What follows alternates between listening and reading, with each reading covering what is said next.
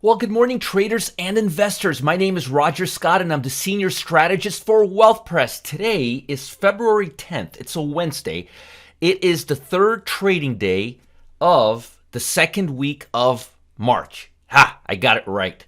I had it like a twilight zone after last February, March downside. So I've been having a hard time keeping track of dates. They've been literally bumping into each other. But we've got a lot to talk about today. Yesterday, we had a huge surge in the NASDAQ. It was one of the biggest gains, I think, in 4 months. Let's talk about global economy. Let me tell you where the futures are right now and what we should be looking at today. And we'll go from there. Meanwhile, I wanted to give you a little heads up. NASDAQ is down about 0.18. Nothing really crazy, but it is down. It's not up. And when we looked at futures, the Dow was up, S&P was kind of flat, but NASDAQ were down a little bit. But I wouldn't fault them for being down a little bit. I mean, they had the biggest gain in 4 months yesterday. So let's kind of get a good idea of where we stand right now so we can position ourselves. So global stocks, they were mixed Wednesday. Wall Street rose on rally major tech companies. Boy, oh boy. They just when everybody started doubting large cap techs, they wanted to give investors a little show and tell. NASDAQ Composite Index, dominated by tech shares, surged 3.7% for its biggest gain in 4 months. Okay, I wasn't crazy. A reversal in the bond market trends, at least temporarily, sent investors back to companies they hope will thrive after the COVID pandemic ends. You know, I was just looking at this. Does this look like a rally in the bond market to you? Let's look at this. Does this look like a rally to you? This is when it bottomed out. This is the high, and this is what it's been doing the last few days. Please tell me, where do you see a rally in the bond market? We gotta call them on this stuff. A reversal in the bond market trends. I mean, it just kind of. I mean, do you call this a reversal? I call this a hiccup. It bottomed out at 136. It's now at 139. It went from 157 all the way to 136, and now it's at 139, and you call this a reversal? Yeah, I'm not sure about that. So I'm not. If they call that a reversal, and if we when this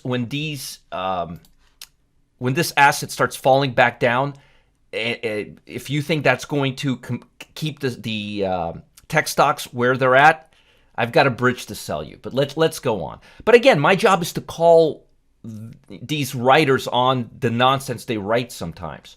So Apple rose 4.1%, Nvidia climbed 8%, Tesla 19.6%. Wow. Now we know where all the big money went. On Wall Street, big tech stocks fueled last year's rebound after COVID outbreak, upended the global economy, have been shedding gains since peaked on February 12th. That's right, and we're right now in March. So we've been going down on the NASDAQ for almost a month. As you could see here, look at that. And I'm not so certain about that. Let's go on. Financial stocks. I like financial stocks, which has benefited from the rise in bond yields, were the biggest decliners. Again, I'm still waiting to see this major bond change in bond. To me, it looks like nothing happened, but what do I know, right? Bond yields or the difference between the current market price and the payout at maturity have been widening due to the rising expectations for growth and the inflation that could follow. Inflation erodes the value of the future bond payout, encouraging investors to shift to stocks. Basically, what they're saying is when bonds go down, interest rate yield goes up, and people are less interested in tech stocks because they can get a reasonable yield from the bond market. But interest rates are still really low. Investors are still betting on the $1.9 trillion coming from the government stimulus, which will help lift U.S. economy out of its COVID-induced situation or environment. The package is set for final approval on Wednesday, that's today, provides direct payments for up to $1,400 for most Americans, and extends emergency unemployment benefits, which, folks, we need right now. Crude oil is still holding above $63. It's going higher. The two sectors I'm liking right now are actually financial, energies, and transports, which are industrial stocks. So, looking at the futures price, we're still down 31. I mean, this isn't anything. We went up yesterday quite a bit. But if you look at the trend and if you look at what we did yesterday and you compare it to the downside, this isn't really much. And we're already down 0.18%. And it looks like we're going to come back down. Now, when I showed you yesterday, and I hate doing this because I've been doing this quite a bit, but it really does paint a picture. If you look at momentum levels, you will see that the 50-day is already at 35 percentile. It should bottom around the 20th percentile, which would put us, let me just do this here, which would pull this back up a little bit and then come back down and take us all the way down to about 3%, which means only a handful or less stocks, like 3 or 5%, would be trading above the 50-day moving average. That, to me, would be a big washout. Or when that happens, we can expect the number of stocks trading above the 200-day line, which went to 91%, which is the highest level in 11 years, and I'm expecting it to come down. See, this is the problem. There's too many stocks trading above the 200-day moving average in the NASDAQ, and I don't think we can maintain these levels very, very long. Because once we go up here, every time, notice, we come down. And if we come down right here on the NASDAQ, or even down here to the 40th percentile, not even 20th, you're going to see the NASDAQ, the QQQ, trade below the 200-day moving average. Let me just give you which would be right here. So I'm thinking this is going to pull back up, maybe kiss the 50-day moving average, kiss the trend line a little bit, maybe go a little bit higher, and then come back down. I'm not really confident in the rally that we saw yesterday. That's the bottom line. Now, today, as I say that, if you look at the S&P, this is not a broad market correction. This is a large cap tech correction. I want to be clear. So I'm not really worried about the overall market. I'm worried about large cap tech. If you look at the S&P, we are now in a bullish trend. We had a bull day here. We had everything above price action here. We're even above price action today. So we're fairly bullish on the S&P. If you look on the small caps, we're pretty bullish there too. Now we're going on our fourth day or third day now. This is today's date above. And if you look at the Dow, I think we made intraday highs yesterday. Look at that. So this is very limited to the large cap tech stocks. Now, we've got a big report today. We've got the Consumer's Price Index. Now remember, bond markets have been going down. That means interest rates have been going up. They have an inverse relationship. And that's inflationary. That could be potential inflationary. So how do we know whether we're seeing inflation right now or not? We look at the Consumer's Price Index. And the Consumer's Price Index was up about 0.4. We were looking for 0.1 to 0.6. So Econoday's consensus of U.S. monthly rate in February's 0.4% increase versus January's 0.3% rise. So we're looking at the expectations. We're going to see if inflation rises. If it goes too much above 4%, it's going to show us a rising inflation. Keep your eye on these numbers, and I'll give you an update tomorrow of where they stand. But I'm hoping, and I'm not really seeing major inflation yet. Interest rates are still low. Long-term rates are still reasonable, and they're priced into the year-end trailing earnings per share on the S&P, which is telling us that the market is not overbought yet on an earnings per share basis. But large cap techs have had a big run up, and there's a good chance they're going to continue declining till we have a shakeout. We hit the 200-day moving average, the weak hands shake out, and then we start looking at stocks that are moving higher in the tech after that. But folks, honestly, if you look at this run we've had, I mean, look at this. We need to cool off. We really do need to cool off. But in light of that, I've got a couple of stocks for you today, and I like these stocks. I think they're in the right place at the right time. First one, this is Make Money Trip. Now, what have I been really focused on? It hasn't been tech, large cap tech, transports, delivery. Make My Trip, online travel services, normality, people going back to normality, things opening back up. And it's not a big company. It only has a market cap of about $3.4 billion. It has a one-year return of 73%. Company services and products include air tickets, customized holiday packages, hotel bookings, travel companies. Remember, what did I say? What happened when we looked at the S&P a few days ago? And I just want to give you a good review so you guys know where we stand.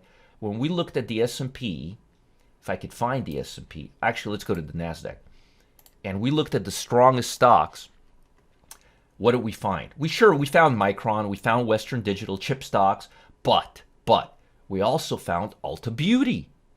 That's a back to normality stock. How about Trip? That's a back to normality stock. How about Marriott? That's a back to normality stock. Those are three hardcore back to normality stocks. Starbucks is also here. Ross is here. But these stocks are telling us. These stocks were not here let me go back 3 months. Do you see any of these stocks here? Look at what we had up here. Hardcore tech. Look at that. Everything tech except Marriott. Marriott was here, but everything else was not. And today we've got Trip, we've got Marriott, we've got Ulta Beauty. This stock hasn't been on here in years. So, and Priceline, the bottom line is travel, transports, energy prices, normality. So this stock is not a big company. They operate a lot of major Indian bus operators, but the sentiment is changing. And if the large cap stocks are going to be going up in the travel delivery space, and what do I like? Travel, transports, international, back to normality right now. We never broke the 50-day moving average. We made a swing high 4 days ago. We broke down, stayed within. Is it an all-time high? Let's see here. No, it's not. It actually is reaching for a 3-year high, and it's above a 2-year high. So it's doing well. And I think the stock will go back to test the high. I would be buying it right at the current level, about the 33.60 level, and liquidating it around the $40 level. And if it breaks the 50-day moving average, goodbye, Charlie. Another stock that I like right now is Bets. It's an ETF, Round Hill Sports Betting ETF. Folks, e-betting, sports betting, online betting, it's heating up. And again, with people thinking about normality again, there's a lot of people that are going to be going betting in actual places like Las Vegas and other centers. So what do I like about this ETF? Designed to offer retail institutional investors exposure to sports betting and iGaming industries. Now, you know that $1,400 check that a lot of Americans are going to get? A lot of it is going to go back into consumer spending, betting, things like that. It bottomed out at the 50-day moving average. Right here, didn't go lower. It has been trailing higher. It's exactly the same pattern as we're seeing on Make My Trip. I would be buying it near the $30 level, liquidating it if it breaks at the 28 level, and I would give this up to about the $36 level. I think it has a bit more to go. And if you look at the constituents on this stock, you will see it's got all the fun game stocks: DraftKings, Penn, Fullerton Entertainment, Caesars Entertainment, Churchill Downs, Boyd Gaming, MGM, Bally's. The bottom line is betting, betting, betting. More money coming into Americans. Summer's coming up. People want to get out. Sports betting and transports, delivery, and normality. That's where you want to focus right now. Now, folks, I've got something really important to tell you, and this is confidential. So please, please, please, please don't share it with anyone. It's between us. It's just between us. Now, most people don't know this, but there's a secret calendar that reveals the exact dates that certain stocks on Wall Street are going up every single year on the same date. Shh, we got to keep this quiet. I'm serious. This mysterious calendar has spotted a new stock every single week that once triggered, it pops like clockwork. Wow. This is so accurate. You could set your clock to it and watch your trades shoot to the moon, regardless of what's going on with the rest of the stock market. But we got to keep this on the down low. And right now, we're giving you the access to this calendar and the man behind it absolutely free, no cost. All you've got to do is click on the link below to see the secret calendar for yourself. You don't want to miss out. Make sure to like this video, subscribe to this if you're watching on YouTube, and be one of the first to be notified when we post new videos. And post comments and feedback. I got to hear from you. It's been a while. Good, bad, ugly, I don't care. Bye, guys. Have a great day and enjoy the rest of the week.